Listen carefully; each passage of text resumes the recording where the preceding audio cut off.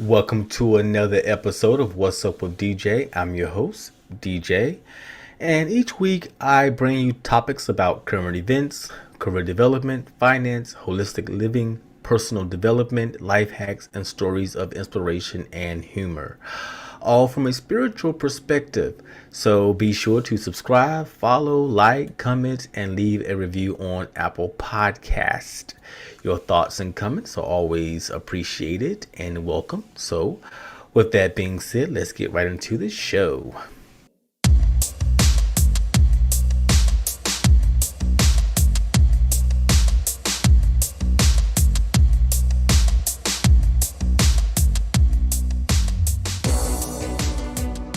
My guest this week is Reverend Webb Jr. He's an ordained interfaith minister who serves as the senior minister of the Takoma Metaphysical Chapel in Silver Spring, Maryland. He has earned a bachelor's degree in economics from the Wharton School, a master's degree in finance from New York University, and a master of counseling from the New Seminary. He has 3 decades of counseling experience helping countless people construct their path of contentment. Dr. Webb's latest book, The Soul of Prosperity, available on amzn.to, is currently his latest book.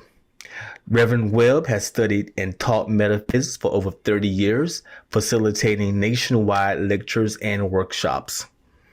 He has also served on the faculty of Inner Visions Institute. Salute there to Iyanla Vincent, who I love, and the New Seminary in New York, and was vice president of marketing for a Washington, D.C. information technology firm before pursuing his dream of full-time ministry. He now conducts classes, workshops, and consultations nationwide. His warm, loving demeanor and inspiring counseling style has helped many transcend their fears, doubts, and limitations to manifest happiness, abundance, and a deeper spiritual connection. Thank you for joining me. So much my pleasure, DJ. Thank you for having me. Yes. So, what is your experiences like working for the Inner Visions Institute? And the reason why I asked because I know Iyanla Vincent, who I loved her show when it was on the air. I still watch reruns of the show because it's so powerful. But you actually was on the faculty of her Inner Visions Institute. So imagine the show and multiply it by about 50, because there were generally 50 people in each class.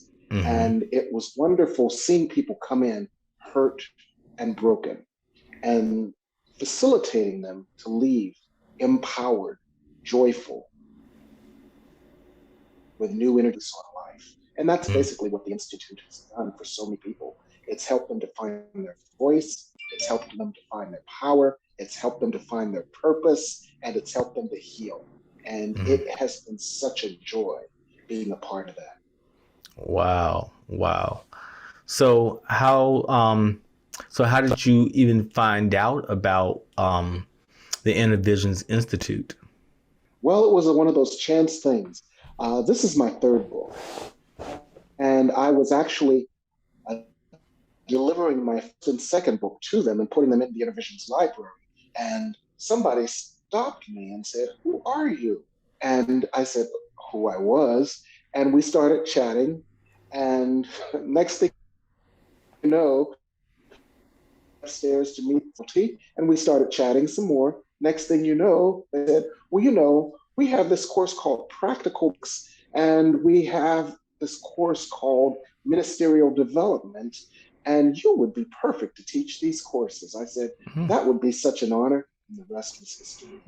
Wow. And some of the folks who were on the faculty are still the best of friends. For example, Revi Bevy is one of my dear friends. I was her teacher, and then we co-taught together. Wow. So a little background.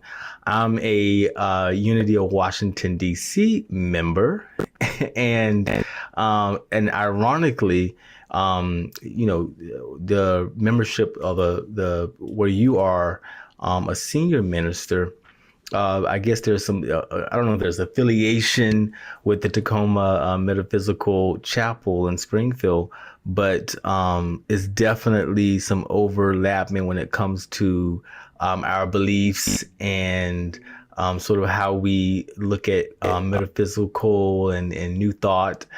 And even there's some overlap when it comes to individuals that we know in those circles. Yes. So it's ironic, isn't it? Yes, it is. It's a small world and getting smaller every day. Yeah, exactly.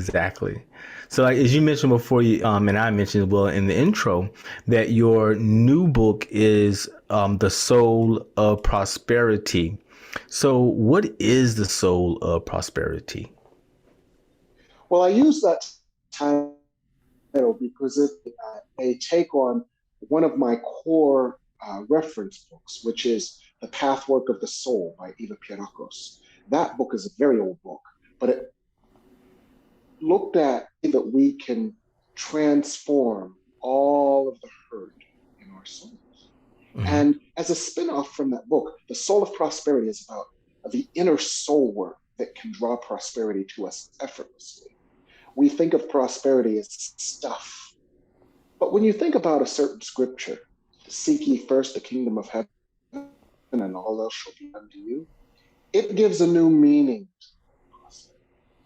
It's about this spiritual feeling of oneness with the source, this lack of separation with the source that fills you with joy and peace and good. And when you're filled with that, you attract that to you. And so Mm-hmm. the soul of prosperity is about doing the soul work to attract prosperity to you effortlessly.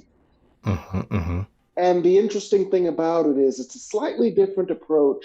It's a more holistic approach because it views prosperity not just as stuff. It views Mm-hmm. prosperity as peace of mind, harmonious relationships, a job or career that is satisfying and supportive, finances that are not a source of greed. So it's a broader view of prosperity because when you have all of those things, everything else flows to you naturally. And it Mm-hmm. goes to creating that space within that attracts those things and helps you to create those things in your outer world. Mm-hmm. Mm-hmm. Well, one of the things that your book does mention is the six dimensions of prosperity. You know, because a lot of times we think of Yes. prosperity and abundance, we think about money, right? A house, a car, Yes, and not think exactly. about. So I like that you mentioned that there's a relationship prosperity, family prosperity, occupational prosperity, financial prosperity, physical, spiritual, relationship. So, Yes. and I think I have relationship twice. I guess that's something that I need to, incorporate.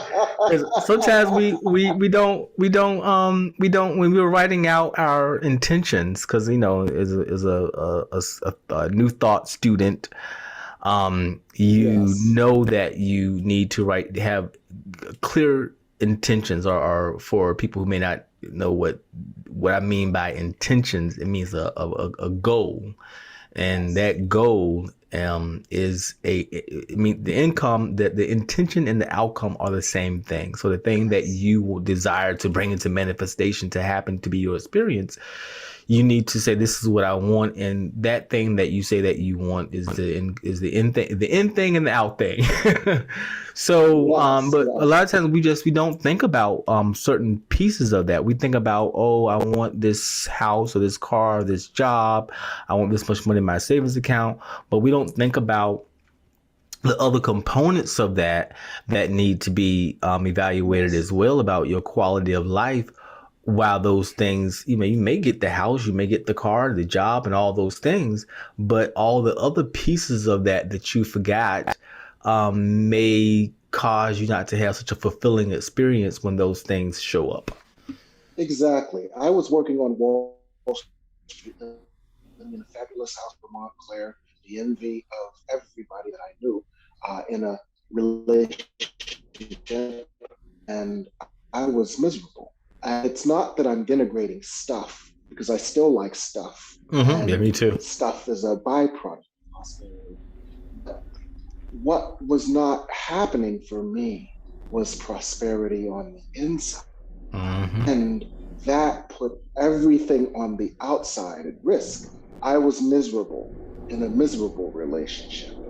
I had a home that was so expensive that it was a source of worry, which of course contributed to the misery in the relationship. I had a job that was working me to death, and I was absolutely burned out, that was totally unfulfilling. So I had all the stuff and no prosperity. And that's what brought me to a different path to prosperity. Mm-hmm. And So so is now I have, go ahead. so now I, that was 30 years ago. And I reconfigured my life and I have plenty of fun stuff. But I also have, as the underpinning to all of that, a sense of harmony, a sense of peace, a sense of joy, a sense of purpose, an awareness of this loving force within, and an awareness of this loving force working on my behalf in the universe, as well as all the stuff. Does that make Mm. sense? Yeah, it makes good sense because, like I was saying earlier, that if you the definition of prosperity, like I said earlier, is different for everyone, and I think anyone who sort of stumbles onto metaphysics, stumbles onto new thought, the first thing that gets your attention is I'm going to get stuff. How do I get stuff? You know, Yes, and exactly. How do I get stuff? how do I Yes. get stuff? And then and it does work. I mean, I'm a person who has benefited greatly from metaphysics and new thought Yes. concepts, and I was also one of those individuals who didn't think about how is this going to feel. It's like I want this, I want that, I want this house, I want this car, I want this job, and I want this salary, but not considering, well, is this going to feel right? And like he was just mentioning, you didn't incorporate your quality of life. I mean, it would be a good idea to think, okay, well, maybe I should also include in that I don't want to work a lot of hours. Yeah. Exactly. Fabulous house, fabulous car, seven-figure job on Wall Street. But hey, I'm working 200 hours a week and I'm miserable. Yeah, exactly. And I came to the understanding that you have to also include that in your, when you're defining all these things and so-called being clear about what you Right. want, you have to also incorporate those things. Don't make the assumption, like I did, that those things will be that way once those things are achieved, because there will be sacrifices to make. Exactly. And that's the premise of the book. It's that most people think that prosperity is stuff. And Mm-hmm. most people don't realize that prosperity is you begin to build from within so Mm-hmm. that nothing outside of you threatens. And we use the example of all the stuff that becomes crushing. For example, what good is a six-figure income if you've got a seven-figure debt? What good is a fabulous job if you spend 4 hours a day commuting? And when you build it from within, you build a life that is joyful no matter what. And the stuff happens naturally. And the inner forces that would otherwise sabotage your life and make it a house of cards are not there anymore. One of the chapters of the book that people love the most Mm-hmm. is the chapter about your inner because people identify with I've got that, I've got this, I've got that, and it all always seems to be threatened by my inner fears, by Mm-hmm. my inner doubts, by subtle shames that I didn't even know I had, by Mm-hmm. worries, by regrets. And those inner saboteurs chip away not only at the stuff, but at the happiness that the stuff is to present. And those inner saboteurs make all the stuff that we build like a house of cards. Mm-hmm. Because at any moment, with a blow up or with some sort of thing, it could all go up in smoke. But Yeah. if we build this foundation of peace and joy from within, then everything that we achieve is achieved with peace and joy. And there is peace and joy knowing that it's not going to blow up in any moment because it's Mm-hmm. not the source of our joy and happiness. It is the outpicturing or the external vision of our internal joy and happiness. Does that make any sense? It makes perfect sense to me. It makes perfect sense. And to anyone who's listening who don't quite understand what that means in terms of building, the concept that I always think about is within, so without. And what that means is your internal world, the world that your spiritual world, the world that's within yourself, if that's all jacked up, regardless of what's going on around you or how wonderful it is or how bad things is, that's going to eventually show up on the outside. So if you have things that are wanted on the outside, if your inner world is jacked up, exactly. If your inner world is jacked up, it's going to jack up your outer world. So all those things that you have created in your outer world are built on a house waiting for your inner world to jack them up. Oh, you yeah. said it better than I ever could. Thank you. You should have written the book. Look, I'm telling you by experience. I'm telling you by experience that and when I read that, I went, oh my God, because I knew how I felt. I mean, I had things that I accumulated certain things, but I knew how I felt on the inside. And I knew that, oh snap, if I don't fix this, then it has to show up on the outside. And what you did. Yeah, it does. So I got a front row seat. There you go. Yes. So the first half of the book, go ahead. So the first half of the book builds that idea. And the second half of the book says, so how do you shore up the inside? In the same way that you build a new foundation for a house, even if the house is standing. So how do you shore up the inside so that you can create even more of your good in a way where it won't just fall away from you or get jacked up? Exactly. And your book, actually, it gives you exercises, which is one of the first books that I've seen that speaks on prosperity. To do that, because usually, they focus on all the other things that have to be done externally, but don't spend as much time on the things that have to be internally done, like the meditation piece of it, that is key to this. Because again, if you're trying to have, if what I'm saying is correct, and I feel it is, that the internal world that you are creating has to show up on the outside, and you haven't really figured out how to do that yet, then one of the probably the things that may be missing from that is meditation. Yes, absolutely. Meditation is so important for several reasons. One of the first reasons that meditation is important is because it connects you with the unconscious thoughts that would otherwise sabotage your good. Carl Jung, the psychiatrist, said, we must make the unconscious conscious. Otherwise, it will continue to ruin our lives, and we will just call it fate. But when we become aware of our unconscious, for example, here I am with this nice suit, but I don't feel like I deserve it because I feel like a pile of dog poop inside. And so here I am with this major meeting and I freeze. Or here I am with this major experience and I snap out at somebody. Or here I am at this major thing and I miss the train. These are all ways that our inner saboteurs might sabotage the good that we achieved. And so what the book does is it helps you to go inside with exercises to build that firm foundation so those inner saboteurs are not there. And so they can create the next levels of your prosperity, no matter where you are on the journey, in a way where there's nothing within you that will threaten it. Mm-hmm. So. Exactly.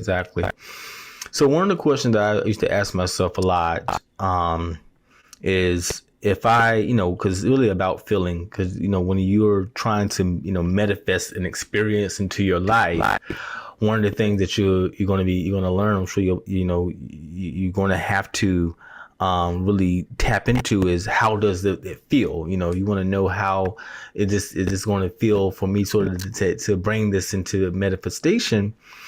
And the question that I always ask is, well, if I don't know what it feels like to have a you know a relationship, a healthy relationship, if I don't know what it feels like to have a great job, then how am I going to manifest something that I don't even know what it feels like? Yes. Well, the common denominator in everything that feels good is love.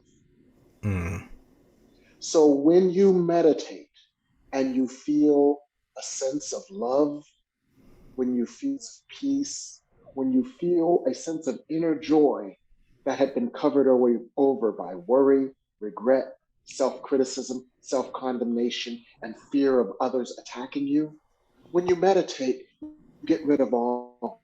And the only thing left is the light within you.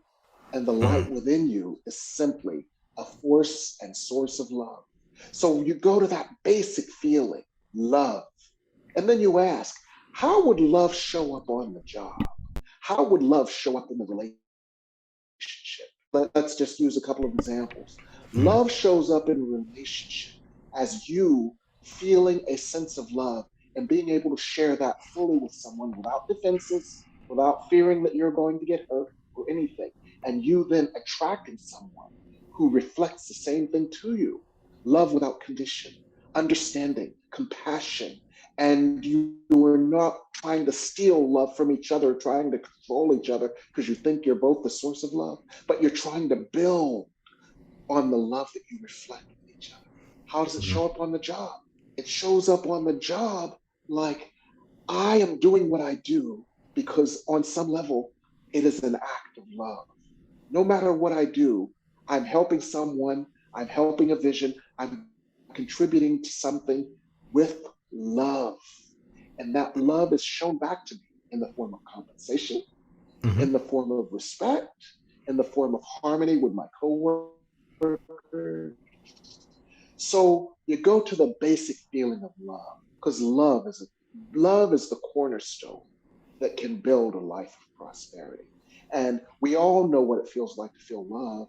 We mhm, know because we know that quite often it's different than feeling unloved. So you go to mhm, that basic feeling and then you ask, how would this show up there? How would this show up there? I've not had experience of it, but if this showed up there, how would it look? And then our internal, we know what love looks like. We know how love would look on the job. And that internal compass then gives us a vision. Because when we mhm, connect with that source of love, we're connecting with all the wisdom. mhm, And all that mhm. wisdom will give us a vision.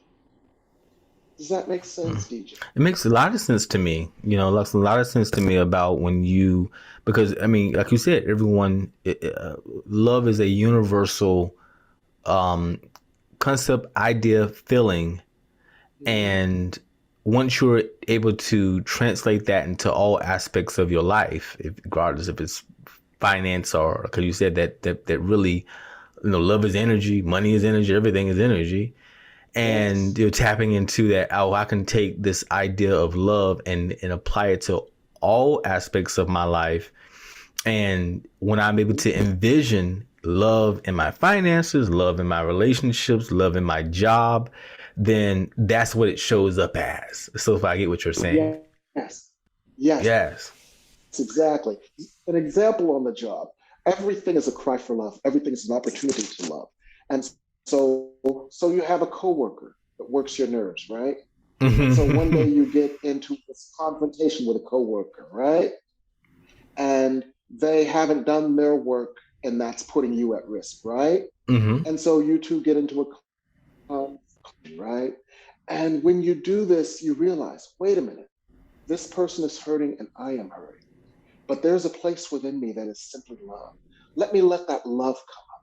Let me let that love come up and take the form of compassion for the person. Let me let that love come up and take the form of compassion for myself so that I do not feel like I'm going to get hurt or punished because of this. And let love enter in that interaction. And before you know it, that interaction will change. You two Mm-hmm. will become, instead of becoming enemies, you will become co-conspirators in a common vision of love. And love is the ingredient that might be missing. So that's how love shows up on the job in a very practical way to help you get the job done, to help you get that bonus, to help you get that raise or that promotion. Because all of a sudden you have harmony instead of disharmony. All of a sudden you have productivity instead of unproductivity. All of a sudden you have joy and energy instead of someone grabbing at your joy. And you can serve and enjoy. Does that make sense, DJ? It makes a lot of sense to me, because one of the things that love may be, you may experience a certain level of love when it comes to your job, that it may be the love may need to be extended to a different job. Love will move you, like that old song, "Love Should Have Brought You Home Last Night." Love will move you to a different. There you go. Exactly. Yeah, there you go. And that's the thing, because and one of the books that I really love is Marianne Williamson's Return to Love, where she says, there's only two emotions. It's love and fear. Yes. And if you're not experiencing love, then it is fear. And sometimes when we are not having the best experience in our job, or we are not having the best experience when it comes to our finances, and we are in a state of fear, then what's going to come out of that is probably more negative experiences. Exactly. So then trying to figure out, how do I navigate that and turn this into a fear-based mindset around whatever subject that we're talking about, the different dimensions that you just that are in your book, the soul prosperity. Trying to shift that how do I shift that from this place of fear that I'm in to a place of love, so I can experience the feeling of abundance and attract more abundance. Yes, I have a chapter in the book that addresses this. The chapter in the book is the chapter on honoring your emotions and releasing the negative energies and the negative emotions, where you go to your safe space where you won't harm yourself or anyone else. And it's your safe space because you've become adept at meditating there. You've become adept at drawing into you a sense of peace, a sense of light, a sense of joy, a sense of grace. And in that space, you may have unconscious ideas, unconscious memories, unconscious emotions, unconscious energies that come up. They come up for healing. So you release them.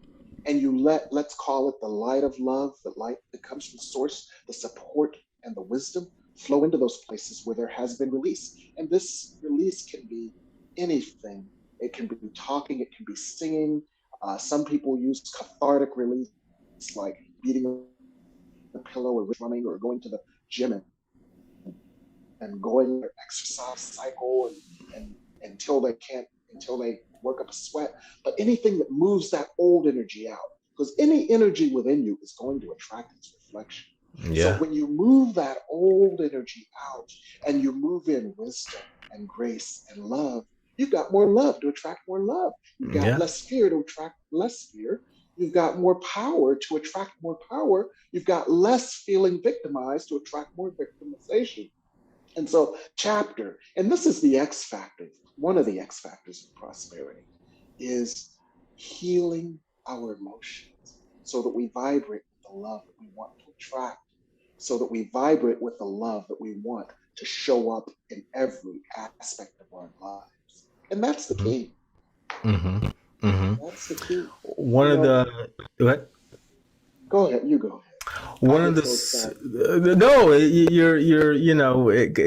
I can tell you are a great preacher. If you call it preaching, I know that some people don't call it preaching anymore. They call it a talk. But because preaching has a bad connotative, to it. Connotation, but you're preaching over here in a good way. But one of the things that stood out when I was reading your book was that you said that prosperity it's like pornography. I said, okay, that's a different take on I was like, that's a different take on it, you know. I said, okay, well, okay, let me read more into that. And so, but I thought it was amazing how you had worded that, you know, and I wanted you to talk a bit about that because I thought it was profound, you know, how you had subtitled that and also your how you explained it. Yes. Um, Back in, I believe, the 60s, there was a justice to the Supreme Court Justice Brennan, and the Supreme Court was looking at obscenity laws. And he says, I don't know how to define pornography, but I know it when I see it. Mm-hmm. And the same thing is true of prosperity. We may not know how to define it. We may not know how it can show up in our lives. And you said something to this effect earlier. You Mm-hmm. know, how do I know what this is if I've never experienced it before? You know it when you experience it. When you Yeah. experience when you experience peace, you know it. When you experience harmony, you know it. When you experience this sense that everything is going to be okay no matter how it looks in the moment, you know it. And that's what prosperity is. It's that inner sense that all is well, and not just as a talking point, but that inner knowing that all is well. Because there is so little within you that could produce or attract negativity, and Mm-hmm. so much within you that can only produce good. That you walk Yeah. with a little bit more pep in your step, that you smile a little brighter, that your chest goes out a little bit more, that you just find joy in everything and you experience more and more joy. And that's what prosperity is. It doesn't, you know, and did I say anything about a house, a car, or a fur coat? No. No. It's the inner king. You know, Jesus said, oh, I'm preaching now, but that's okay. Jesus said, seek the first, you know, the kingdom, know ye not that the kingdom of heaven lives within. That inner space of light and peace and joy is what attracts prosperity to you. Seek ye first that kingdom of heaven, and all else shall be added unto you. Then everything else happens effortlessly. Like the Mm-hmm. example with work, where work becomes effortless and harmless. You get inspiration because every time you sit down, let me tell you a story about something that happened to me years ago in Oh my yeah. faith. Um, I, I sat down and meditated about something, right? And this information just came to me. I'll tell you how long ago this was. This was when you had diskettes that you put in the computer, right? Mm-hmm. So all this information came to me, and I started typing it out, typing it out, typing it out, typing it out. Well, the president of my company and I, about 3 or 4 days later, the president of my company and I, we were on the same elevator on the way up to a higher floor than I was going to. And he called me Webbins. So he said, Webbins, what you working on? And I said, I'm working on a joint marketing project with some of our distribution channels. And he said, that's so funny, Webbins, because later when I'm having a meeting with, and I won't mention the name of the company, but it was a company that was one of our distribution channels. And he said, oh, I said, well, you know, if you want, I can put together a little something for you. What I didn't tell him was I'd already put it together because I'd already got it right, Mm-hmm. and it was already on paper. I went back down to my office. I took a nap. Then I put that disc in, changed the date, changed a couple of other things, took it up to him and said, well, I kind of put this together. Let me know what you think. And his eyes got big as pancakes. It's like, you put this together in an hour? And I'm like, well, I just had some ideas. Well, let me tell you Mm-hmm. about that project made my company a lot of money and made me one of the biggest bonus I or anyone had ever seen. And Wow. that's what prosperity does. It's this allowing this flow that flows to your advantage. It flowed in such a way that I attracted being on the elevator with him at the right time, in the right place. It flowed in such a way that when he asked me what I was doing, I already had the right done. Oh, I could go down to my office and take a nap for an hour and act like I Mm-hmm. was doing something, and then take it up to it, and made our company a lot of money. And so that is cool of how the flow comes from source, Mm-hmm. and it has to come into a willing vessel, a receptacle that is compatible with the love that source is. And love takes different forms like information and guidance, right? And Mm-hmm. when that inner space is prepared, then that good reflected to us in our outer world, and we can attract it. And that's an example. Does that make any sense, DJ? Makes perfect sense. I mean, that's the good that's the good preaching right there that you're doing. That's the good stuff, you know. And and one thing that I did definitely key in on what you just said was that about being a vessel for because and I'm a career coach and a professional a personal development coach. And sometimes when I'm talking to a client and they are really in a negative funk about something, and for a particular subject, and I'm like, well, because you're in a negative concept, a negative idea, with this CEO, totally very different. Right. So as he's called you out your name, you could have copped the attitude, like his son of a gun over here, and my mama didn't name me that. yeah, right, exactly. And told him about himself, and that whole thing could have went totally left. But because you were in a certain state of mind already, you didn't process any of that way, and it turned into something that benefit you greatly. So what's one lesson that I try, and I actually even try number one myself, is that when things come up that may not look like love, you can't allow that to dictate the way that you are experiencing love, because it will diminish the way that you're processing it. So therefore you've been pulled out of your game. Yes. So now you can't receive what you're supposed to see because you stepped out of that love. So it goes back to what you were saying earlier about when you're looking at abundance. And I asked you the question about, these different kinds of prosperities and what is you said the common denominator is love. And that's the thing. The thing is that, what you explained to me was that you were in a state of love in terms of your job, and you were experiencing a career prosperity mindset. And that's why you were able to have that conversation and get that outcome. Yes, exactly. Prosperity is about making ourselves a receptacle for love. Mm-hmm. Rumi, the Sufi poet, basically said, everything already exists. He said it in terms of love. Our task is to remove all the barriers between us and the love that already exists. And love takes all the forms of prosperity. So our task is to remove the barriers, remove the self-doubt, remove the feelings of defensiveness, remove the feelings of grievance that would cause us to see something through the lens of grievance, like would have caused me to see him saying Webbins is like, you don't know who I am. I make you more money than any of these other fools. and being in that constant state of the flow of love is basically the magnet for us in every way. Mm-hmm. Yeah. So that's one thing that, to your book, The Soul Prosperity, that which can be found on amzn.to. Definitely, I could say the book that you've written, and I was amazed when I was looking at a review that Ian Van Zandt herself gave on your book. And so I'm just like, okay, this guy's the man right here, because I have such a respect for Ian Van Zandt because I've seen the work that she does, and the stuff that I saw her do on her show. I've never seen anything like it in my life.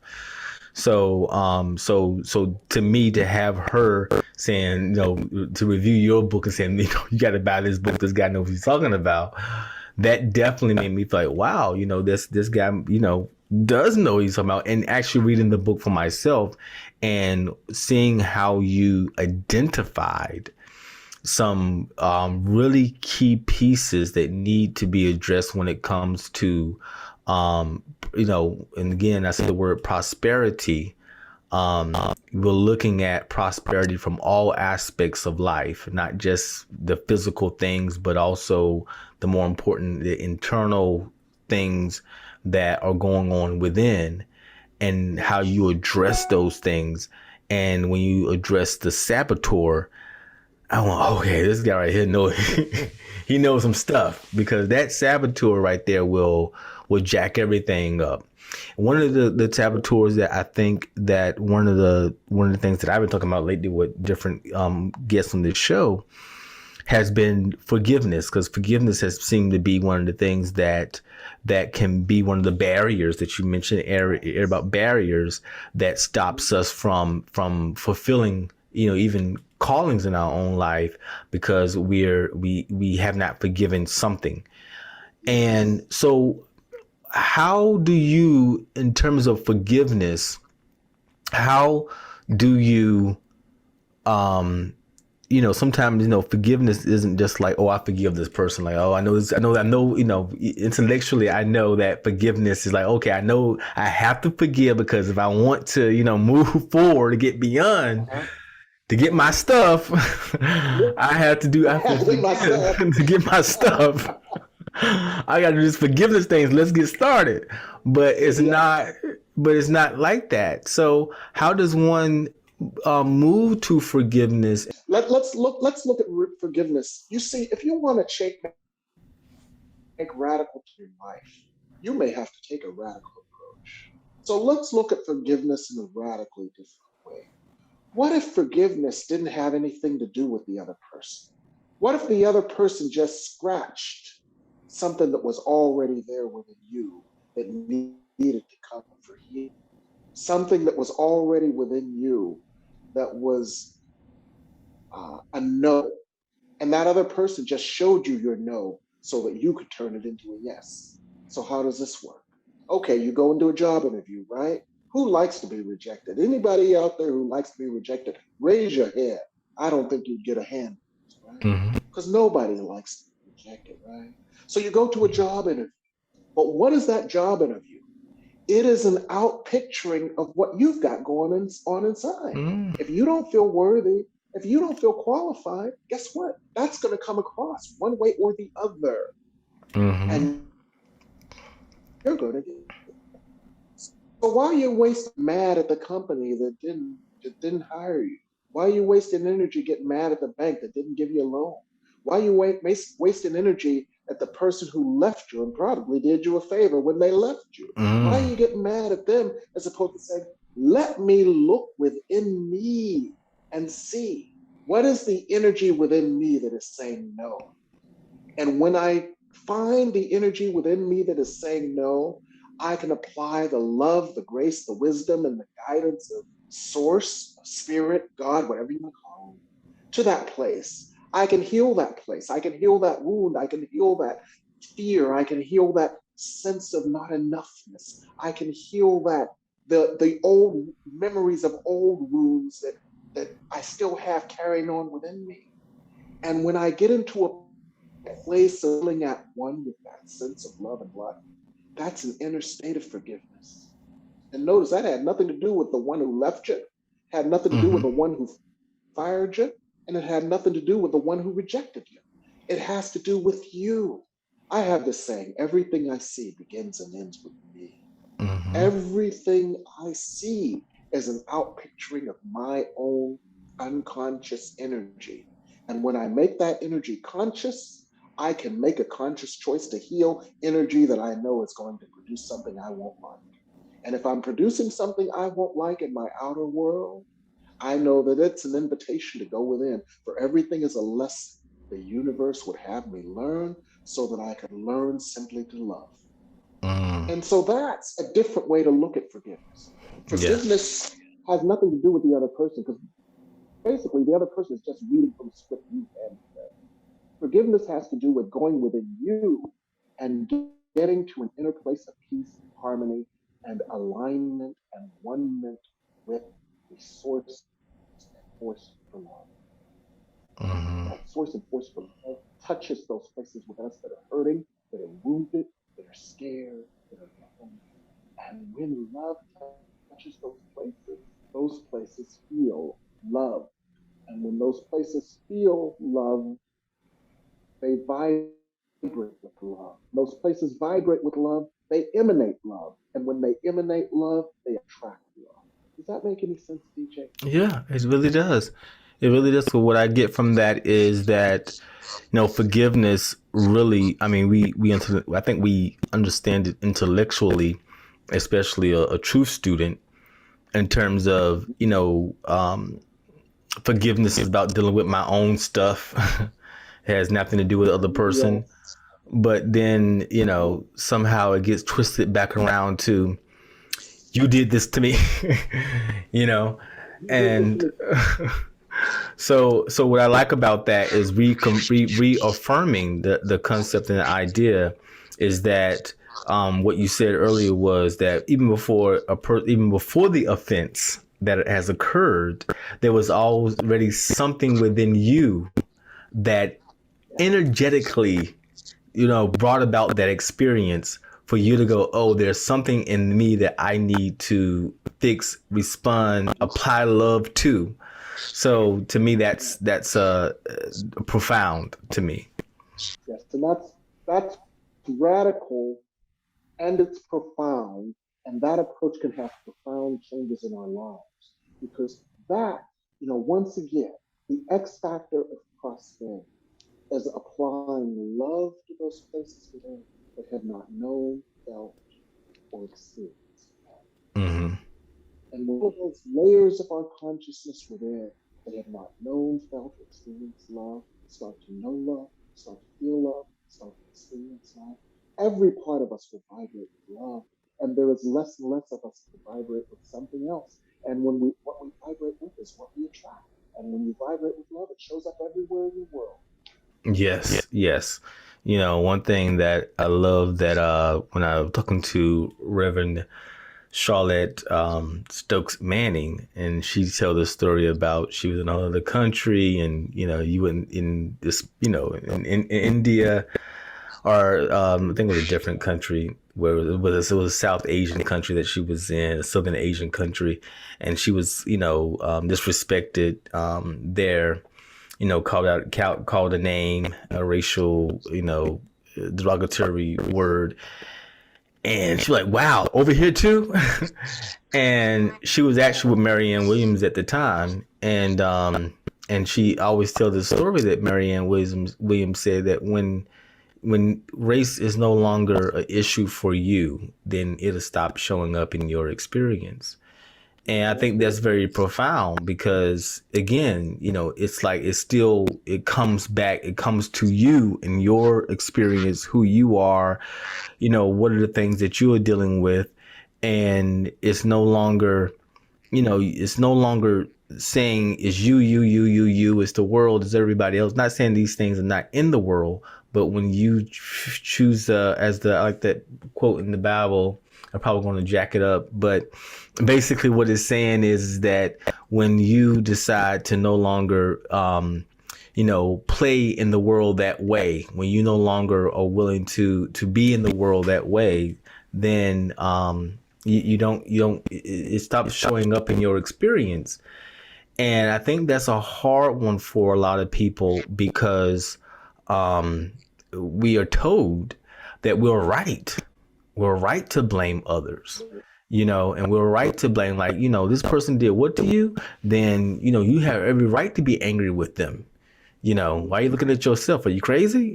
So you're we're told that we're supposed to be angry. So it does take a shift to go, well, wait a second, maybe I can sue, but I do know that the truth of the matter, spiritually speaking, that this is really resonating from me.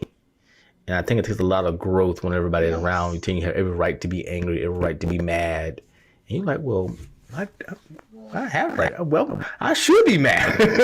when, and so you miss the lesson that way too. So I think it does become complicated, in a way when you have to say to me, you don't have to really say anything to anybody about, the spiritual work that you have to do. But it does, I think, become difficult when you want to be angry at the person, but and everyone's saying to you that you should be angry?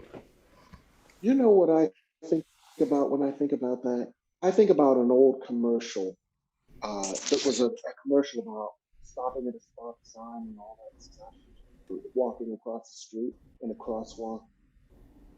And it will be right, dead right. You can be right to walk in that crosswalk.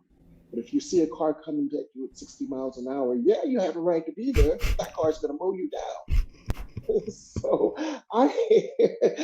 you can be right, dead right. Right. And so Dead. the question is, do you want to be righteous and hurt, or do you want to be at peace and enjoy? And that's a choice we have to Mm-hmm. make. That's a Yeah. choice we have to make. You can, I call it tilting at windmills, like the man of La Mancha, where we could go, uh, after this and after that and after this and after that.